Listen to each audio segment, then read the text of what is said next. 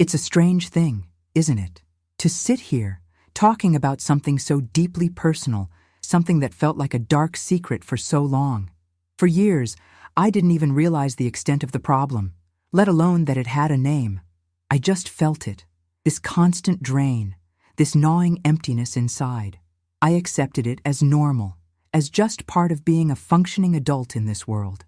I thought everyone lived this way, perpetually available, always ready to respond, to fix, to please.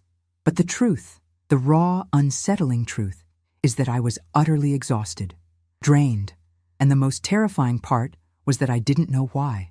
I couldn't pinpoint the source of this profound fatigue that wasn't just physical, but seeped into every fiber of my soul.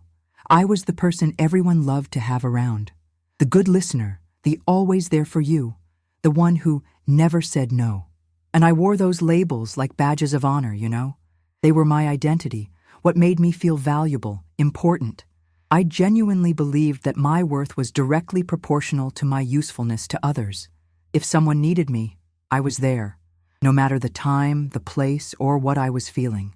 My own needs, they were always secondary, almost non-existent. I'd shove them deep down, ignore them, silence them, because the priority was always the other person. And that, my friend, that was slowly, silently, killing me from the inside out. I didn't know there was another way to live. I didn't know I had the right to protect my space, my energy, my peace. I didn't know that no was a complete sentence, a valid option. I lived as if it were an unspoken obligation, to always be accessible, always present, always ready for whatever came my way. And that obligation, for me, became my biggest prison. An invisible cage, meticulously built by my own hands, brick by brick, with every forced yes, with every smile that masked a tear, with every piece of myself I gave away without receiving anything in return.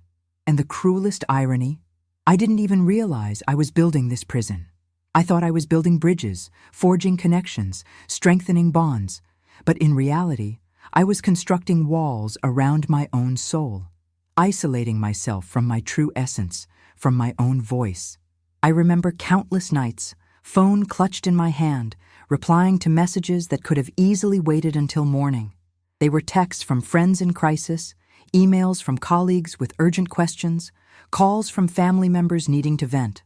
And I, with my sleep interrupted, my mind already weary, felt an almost uncontrollable compulsion to respond immediately. I couldn't leave anyone hanging, couldn't appear uninterested, couldn't fail to be the unwavering support they expected.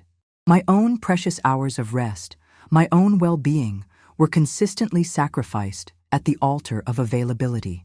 It was a peculiar kind of addiction, a craving to be needed, to be the fixer, the one who was always there.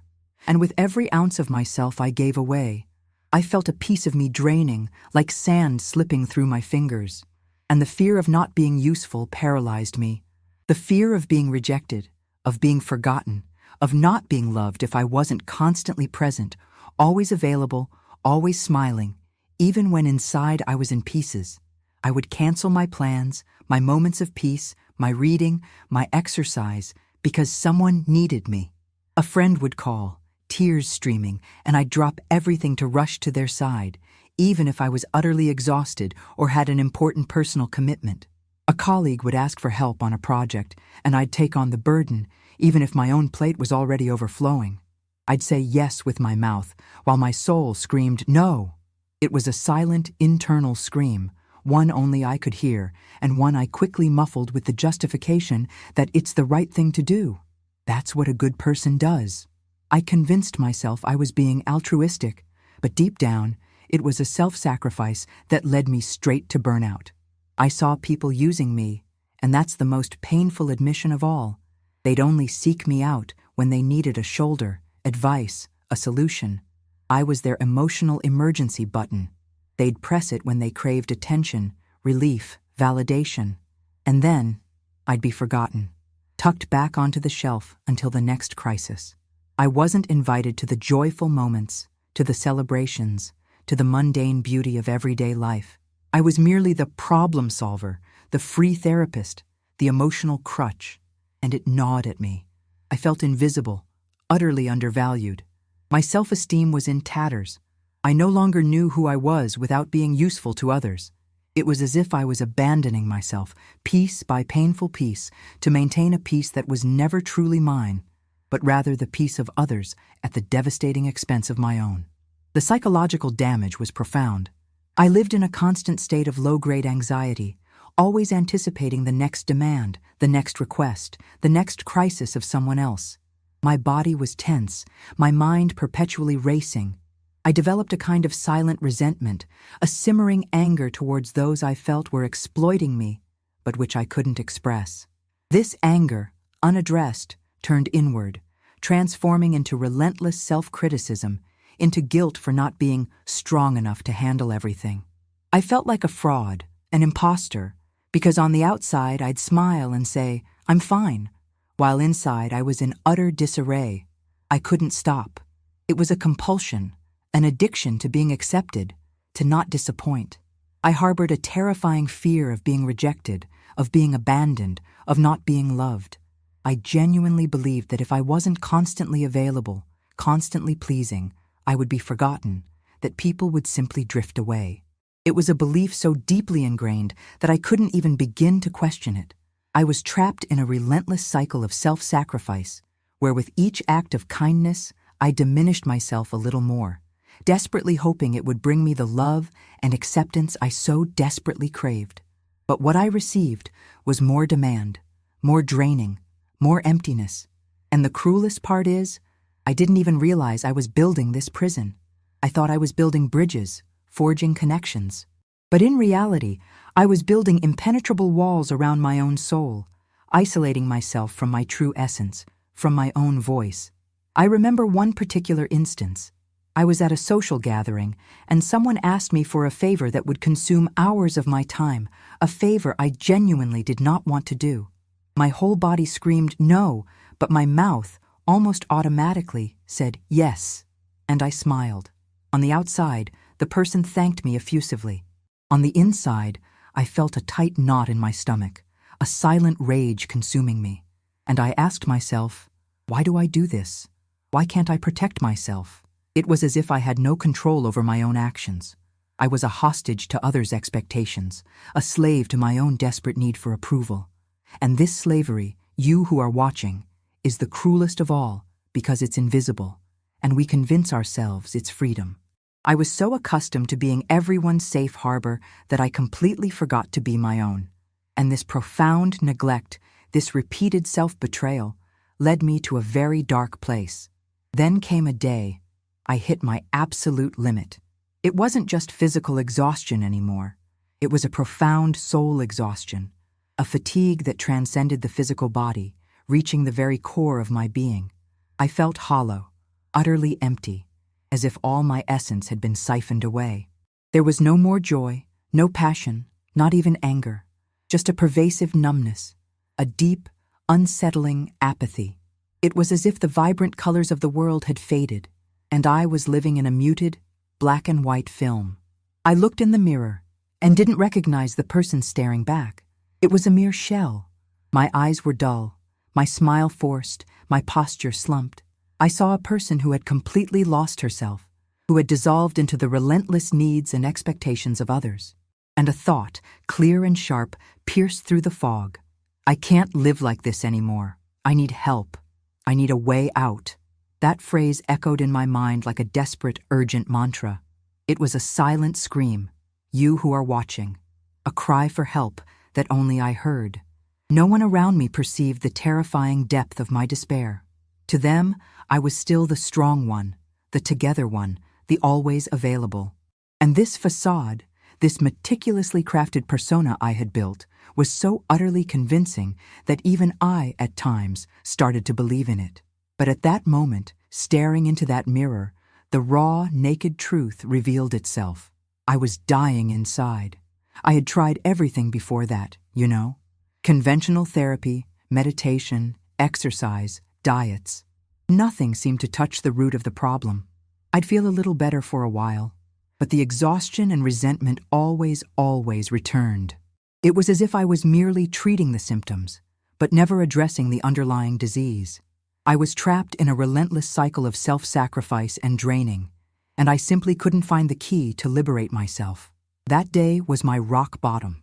There wasn't a dramatic event, a sudden argument, a devastating loss.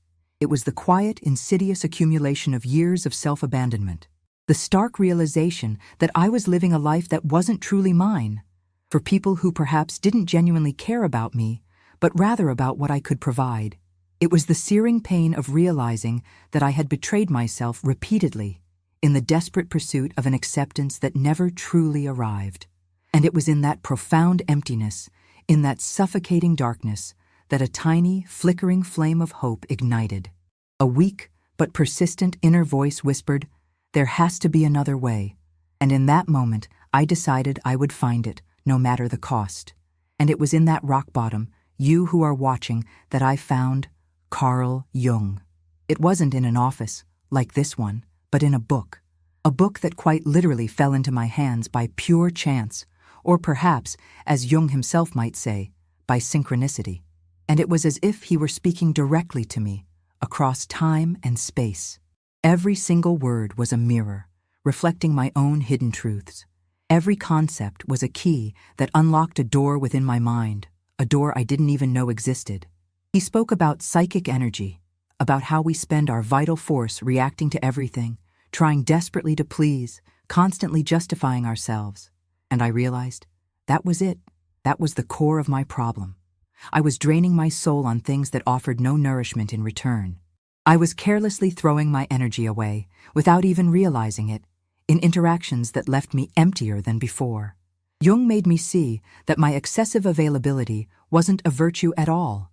It was a prison meticulously constructed with my own energy, with my own unwitting permission. Then I read this. People will do anything, no matter how absurd, to avoid facing their own souls. That sentence, it hit me like a bolt of lightning. It wasn't just about my behavior, it was about theirs. It wasn't just my weakness, it was their avoidance. I had been a convenient distraction, a buffer, a mirror reflecting back what they wanted to see, so they wouldn't have to look inward. My constant availability, my willingness to solve their problems, to listen endlessly, to be their emotional emergency button. It allowed them to avoid facing their own emptiness, their own responsibilities, their own shadows. And I, in my desperate need to be loved and accepted, was complicit in their avoidance, and in doing so, I avoided my own soul too. He also spoke about the persona, that mask we wear to adapt to the world, to be accepted, to be loved. And I realized that my persona was precisely the always available person. I wore it so convincingly that it had completely merged with my identity. I no longer knew where the mask ended and where I truly began. And this mask, although it brought me some superficial acceptance, utterly prevented me from being who I truly was, from expressing my genuine needs and limits. I was so consumed with being what others wanted me to be that I completely forgot who I truly was.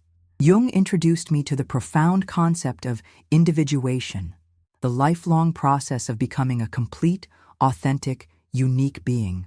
And I understood that to even begin this process, I needed to stop dissolving myself into others' expectations. I needed to reclaim my energy, my very essence, which was being scattered in 1,000 different directions. He showed me that true strength isn't in being everything to everyone, but in being whole for oneself. That fulfillment doesn't come from external validation, but from within, from a deep process of self-knowledge and integration. It was a revelation, a blinding light at the end of a very long, dark tunnel. I wasn't crazy nor weak, I was just unconscious. And from that moment on, I made a fierce decision. It was time to bring to light everything that was hidden, everything that controlled me without my knowing. I decided it was time to stop being a convenient mirror for others' avoidance. I decided it was time to fight for my own soul.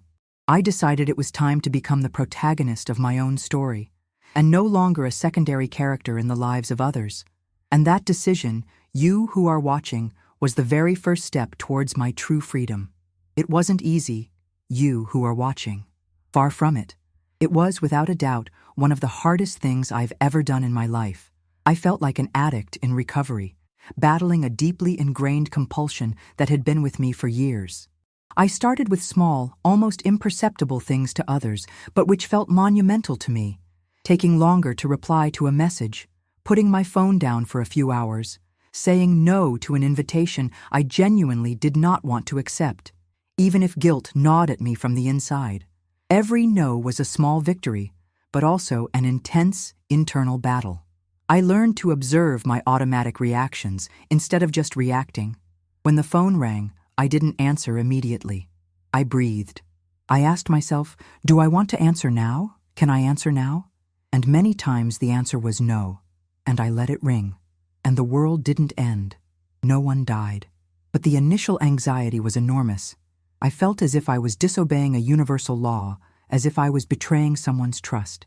Guilt was a relentless monster that haunted me with every no I uttered. And then came the external resistance. Oh, that was cruel. People got irritated. They called me selfish, cold, changed. Oh, you're not the same anymore, they'd say with an accusatory tone. You're strange. You've pulled away. I'd hear that and feel a sharp pang in my heart, an immense urge to revert to being the old me, the pleasant me. But I remembered Jung's words. He taught me about projection, and I saw their irritation wasn't about me at all. It was about the fact that I was no longer serving the role they imposed on me. I was no longer the convenient mirror for their shadows. They projected onto me the desperate need to have someone always available, and when I broke that projection, they felt profoundly threatened. I realized that many didn't want me, but rather what I offered: validation, attention, energy. When I stopped offering that for free, they pulled away. And that was the most painful part of psychological discipline. It was like a mourning, a deep, personal mourning for relationships I had genuinely thought were true, but which turned out to be conditional. The internal struggle was constant. I felt guilt, a terrifying fear of being alone, of being misunderstood. I questioned myself relentlessly. Am I really being selfish? Am I losing important people? But Jung's voice echoed. The privilege of a lifetime is to become who you truly are.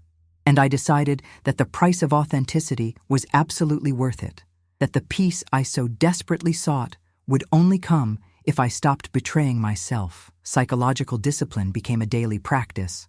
It's not about being indifferent. It's about being selective with your soul. It's about learning to say no without guilt, to remain silent when provocation arises, to withdraw from discussions that lead nowhere. It's about protecting your energy as the most precious asset you possess. I started to identify my triggers, the situations and people that made me react automatically, and I started to consciously create a space between the stimulus and my response. That space, you who are watching, is where freedom resides. It's where consciousness comes into play. I learned that silence can be the most powerful response. Not the silence of cowardice, but the silence of sovereignty. When you don't react, you effectively unbalance the manipulator. You force them to deal with their own emptiness, with their own shadow, and that's incredibly uncomfortable for them. But it's profoundly liberating for you. It was a process of deconstructing years of conditioning, of deeply ingrained limiting beliefs, and with each step, I felt that I was reconnecting with my true essence, with my own voice, which had been silenced for so long. I remember a specific situation. A person who always drained me with endless dramas called me. Before, I would have spent hours on the phone, trying to solve their problems, feeling utterly exhausted afterward. This time, I listened for a few minutes, and then calmly I said, "Look, I understand you're going through a tough time, but I can't help you with this right now. I need to take care of my energy." And I hung up. My heart was pounding. Guilt tried to creep in, but I took a deep, steady breath, and I realized the world didn't fall apart. The person didn't hate me, and I felt light. It was a victory, a small but incredibly significant victory in my journey of self-discovery and protection. This soul therapy was painful, but every single step was worth it. Today, you who are watching, I have peace, a peace I never imagined having. It's not a passive peace of someone who has simply resigned themselves. It's an active, hard-won peace that radiates from within. My energy has returned. I feel whole. I feel me. It's as if I've finally come home to my own body, to my own soul. It's a feeling of completeness I had never experienced before. My relationships are more authentic because now I attract those who value who I truly am, not just what I can offer. I lost some people, yes. Those who only wanted my availability, my energy, my role as a problem solver. But the ones who stayed, oh, those are the ones who truly see me. They are the ones who love me for who I am, with my limits, with my needs. And these relationships are infinitely richer and truer. They nourish me instead of draining me. I am no longer a puppet. I am the master of my own life. I choose where my energy goes, who I connect with, what I absorb. Silence has become my greatest power. Absence has become a form of presence, of making myself valuable.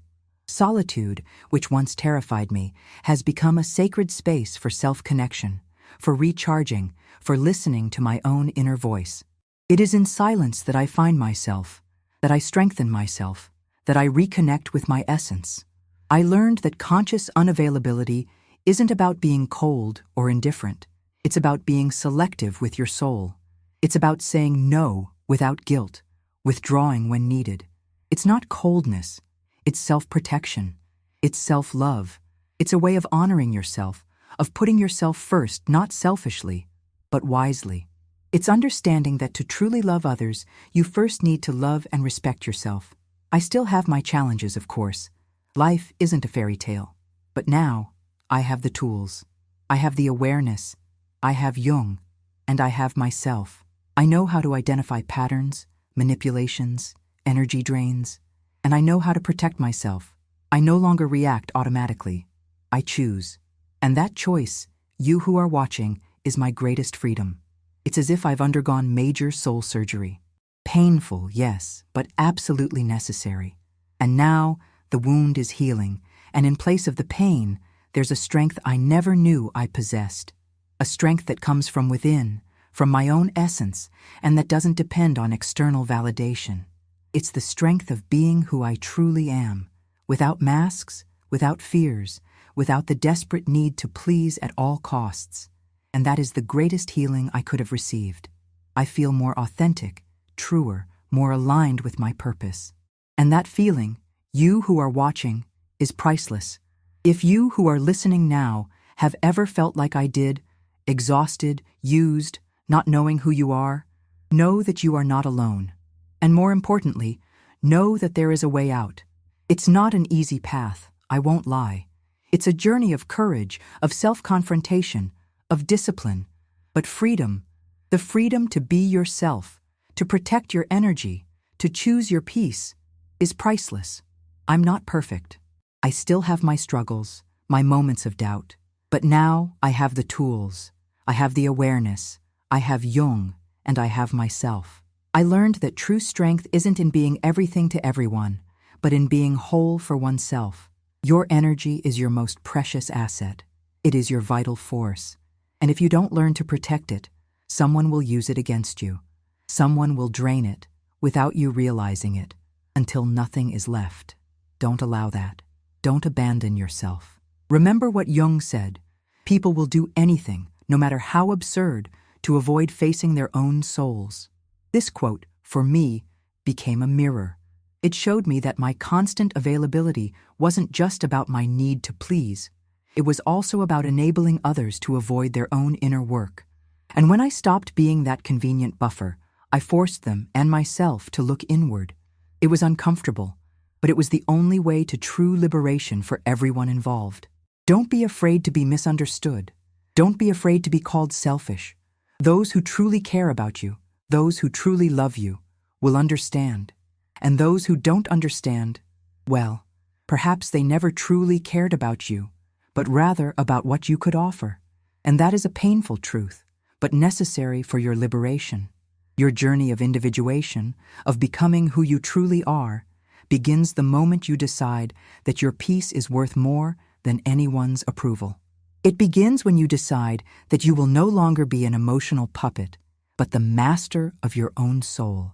It's a solitary path sometimes, but it's the path to true freedom and fulfillment. I want to ask you, you who are there on the other side of the screen, are you ready to pay the price of your freedom? To be misunderstood, rejected, or even hated by some, but finally be yourself? Are you willing to face the pain of your own shadow and the shadows of others to find your true light? If this confession touched you, if it made sense, if you saw yourself in any part of my story, I invite you to take the first step. Leave an "I choose my peace" in the comments. It's a commitment to yourself. It's the beginning of your own journey of liberation. And if you want to go deeper, if you want to continue this conversation about how to protect your energy, set boundaries, and reconnect with your essence, subscribe to the channel. Hit the bell icon so you don't miss the next videos. Because this journey is just the beginning. And I'll be here to share more about what I've learned. Remember, your peace is non-negotiable. Your energy is sacred, and you deserve to be whole. You deserve to be free. I chose my peace. And you?